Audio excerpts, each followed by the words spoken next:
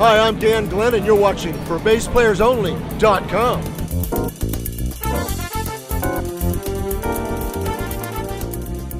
Hi everyone, John Leapman here. You're watching ForBassPlayersOnly.com. We're coming to you today from the Dingwall booth at the 2019 Winter NAMM Show in Anaheim, California, with our very, very old friend, Dan Glenn. How are you, Glenn? Hey guys, how you Glenn. doing? Dan, how are you, Dan? I've got two first names. Either one, it doesn't matter. That's right. Dan with two N's, Glenn with two N's. Yeah, that's my real name. What can I say? It's not Daniel. We can, we'll shorten it. Spell check hates me. Yeah, I bet. We did an interview I was looking at today. Would you believe that was in 2012? Oh man, John, that's wow. 2012? Yes. That's a long time ago. Yes, it was. Wow. And a lot has happened since then, but Dan Glenn, D-A-N-N, Glenn, G-L-E-N-N. Check it out on ForBassPlayersOnly.com. We talk about Dan's associations with Jocko and with Jeff Berlin and his novels and his symphonies that he's written and worked with Percy Jones. And check out the interview, but like we all have established, 2012 was a long time ago, and I know there's a lot of stuff that you've done since then and a lot of stuff you're working on now. So fill us in, if you would, on some of the highlights of what's been happening with you and your career. And I know you had an accident with your hand, and you went over to the guitar side, and now you're back to the bass side. We're happy to have you back. But why don't you tell everyone what's going on? 5 years ago, I had a traumatic hand injury. So my hand was just messed up. It stung and it was numb, and I couldn't play bass. So I didn't want to quit. So I just went to the darker side and played guitar. Little eyelash strings, But it served me well, because it turns out I had my hand checked 6 months ago, and from playing guitar and piano, it did cortical remapping of the nerves, and my hand had healed. So the doctor said, "You're good to go, Dan. Just take it slow." So I've been building it up. I mentioned this to Sheldon, and Sheldon said, "Well, we'd love to have you." Sheldon Dingwall. Sheldon Dingwall, and Sheldon has been a wonderful friend and asset in my return, because he listens to everything you say, and he internalizes it, and then it comes back. I have a great Babbitt's endorsement. I use solo rails, and Jeff Carano and Jeff Babbitt Sr. sent them to Sheldon, and they put them on the bass, and he set it up exactly as I asked, and I worked slowly, and in about 5 months I got some chops back. So now there's 5 guitars in the closet, and they'll never see the light of day. Well, as bass players, we don't have any disdain for guitars or guitar players. Just don't need them. Maybe for guitar players, but not fun. I learned a lot. And of course I play piano, but that's for my orchestral music. It's a different thing. And I miss playing bass. So now I have a beautiful Schroeder cabinet, signature cabinet George Schroeder made me. They match the color of my bass, but it sounds amazing. And all these people now that are in my life now are really fun to be around. And I'm at a time in my life and my career where everything's sweet. Now, nobody's angry anymore. The art is beautiful. It's what it is. I have a great body of work. Nothing more to really prove or huff and puff and blow your house down. And I'm just want to make sure you're not covering up your beautiful face. Oh, with yeah, that sorry. bass. And I've never played better, because I'm more relaxed.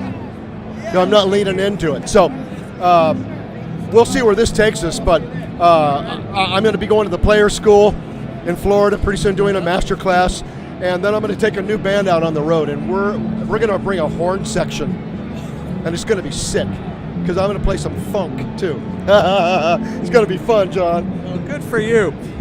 You want to talk about the bass next, or do you want to talk about some of your other musical projects? Let's talk about the bass. I'm excited.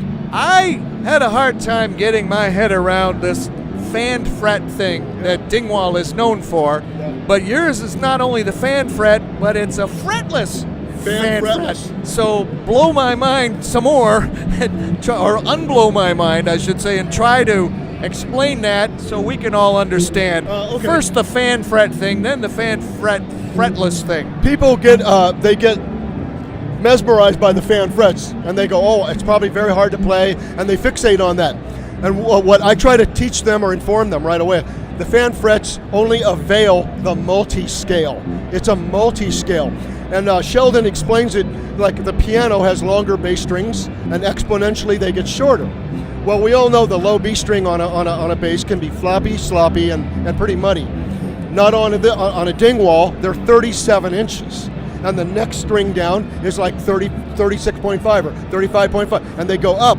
So you don't have a brittle C or G string, you have a very consistent sound and feeling.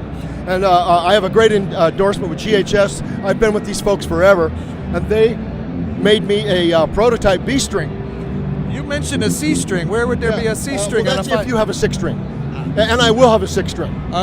Dingwall fan fret? Fretless? That'll be my next bass, right? Too many notes, I'm sorry. But then I needed, Jocko was a dear friend, and he impressed upon me lines, which I need lines. I use them, especially on this thing. But, and of course the polyurethane, very important. So I went to this... he did it with boat epoxy. It's polypoxy. So I went, my wife and I recently moved to outside of Austin. We built a beautiful home there. So I had to find... I saw pictures on Facebook. Oh, yeah. I had to find somebody that could defret it for me. And I found a kid named Jackson Edwards, Jackson with an X. He was restoring pianos at 14. He's 24 years old. So he did this job for me. And I said, but we've got a polyurethane and we've got to cover it. And he goes, well, do you like that bass over there? And I looked at a bass. I said, it looks like a Padula. It's really beautiful. I had a Padula endorsement years ago, and I go, it's beautiful. He goes, okay, do you want to do that? And I go, yeah. It's super glue.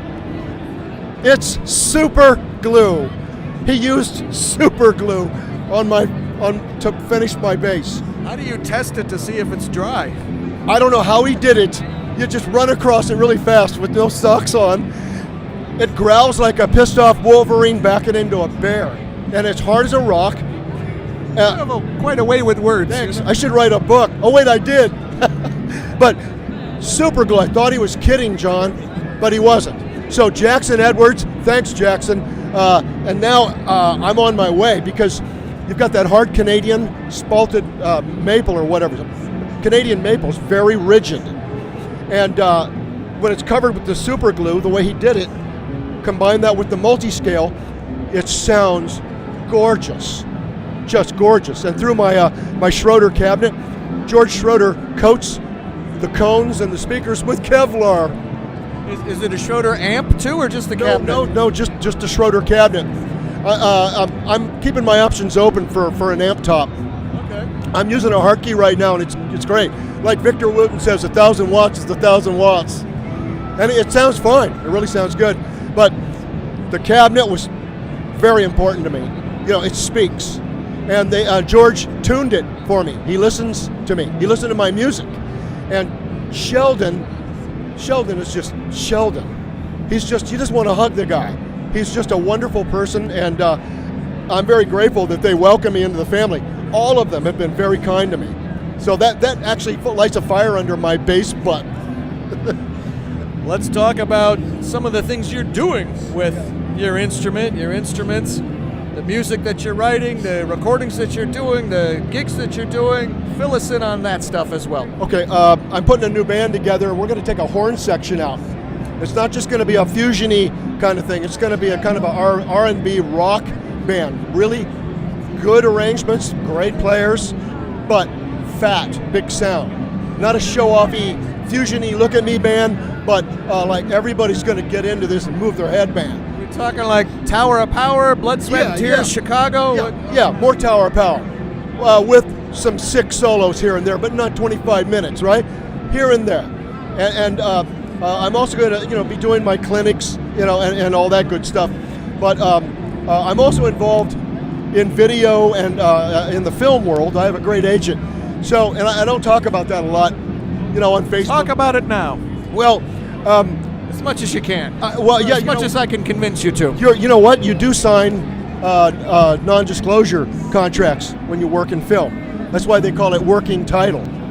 But tell us what you can. I will. I've hung out at Paramount with my friend Britt Bacon, and who mixed my very first record. And now I'm really excited about a brand new studio called New Republic Pictures, New Republic Studios, outside of Austin. It's a real 200-acre lot on the Colorado River, and I want to go there and do some promotional stuff because they have everything. They have everything you could imagine. So what are we, John? We're storytellers, and I want to tell stories with my music. When I do a concert, I want there to be a story, not a boring ho hum, but a story. Every song takes you somewhere, and the videos I'm going to do a series of them. I'm not going to try to get everything into one video.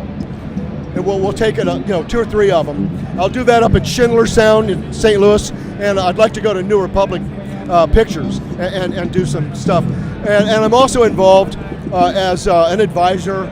And I don't know if you're blocking your face or not. Yeah, these people want to get a look at you. I'm also involved in some videos and some films, but you don't talk about that. You just do it, and if it gets picked up, it gets picked up.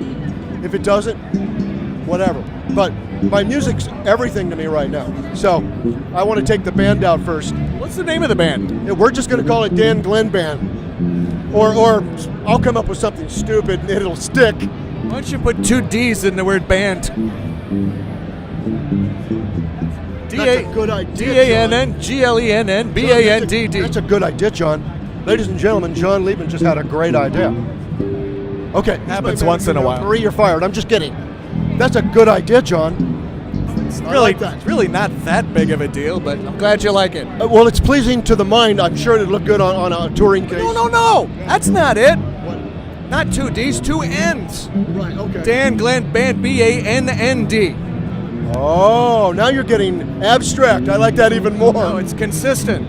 Yeah, kind of phases by. I like it. Yeah. All right, we'll do it.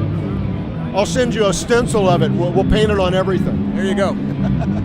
It's good seeing you, John. You It's been too long. too. You too. It has. It's been a long time. We bump into each other at a NAMM here or there, but we haven't sat down like this since 2012. Actually, that was an online thing, so we didn't even do that in person. Right. What about beyond all that and long-term future? Do you have any major projects? I mean, you had quite a setback there for a while, not necessarily from composing, but from bass. Right. But anything that you've always wanted to do that you think you can tackle now in the foreseeable future? Yeah, I want to combine everything. In the final analysis, I want to be able to tell stories with my bass on video, and have pre-recorded orchestral music that I've done, and play to my own orchestral music, and have video in the back, tell stories, have a pleasing experience for the audience. My friend Michael Manring, hey Michael, he goes out and pleases people. I just interviewed him about an hour ago. Right.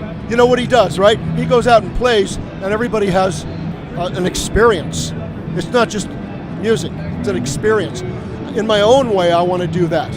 With comedy, video, my own orchestral music behind my bass. And I think that might be interesting.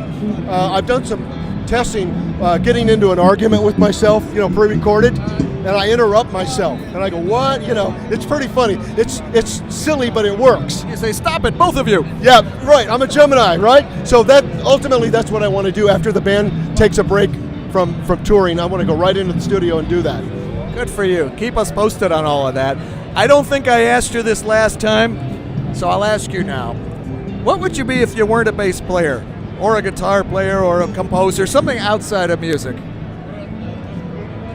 Well, you must have thought about it. I would probably be a sniper or a cruise director, activities director on a cruise ship. Do you know what? I just remembered I did ask you. Oh, yeah. And you said an assassin. An assassin. That's it. That's what I do. But I'd only get bad guys. I was just going to say, you'd work for the good guys. Only really evil guys. Okay. I promise. Can we live with that? Huh? I'm asking them, can we live with that? Can we live with it? Better hope you're not a bad guy. Don't be a bad guy. All right. Hey, Dan, congratulations on your success and your recovery, and wish you much strength going forward. And I really admire your energy. Thank you, bro. Keep putting that to good use like you have been. Thank you, bro. Thank you to everybody that's helped me back. And I just want to make everyone proud and have a good time. All right, we are all proud of you, and we're having a good time. Yeah. On location at the Dingwall booth at the 2019 Winter NAMM Show, Anaheim, California, with our good friend Dan Glenn of the Dan Glenn Band. I'm John Liebman. You're watching for BassPlayersOnly.com.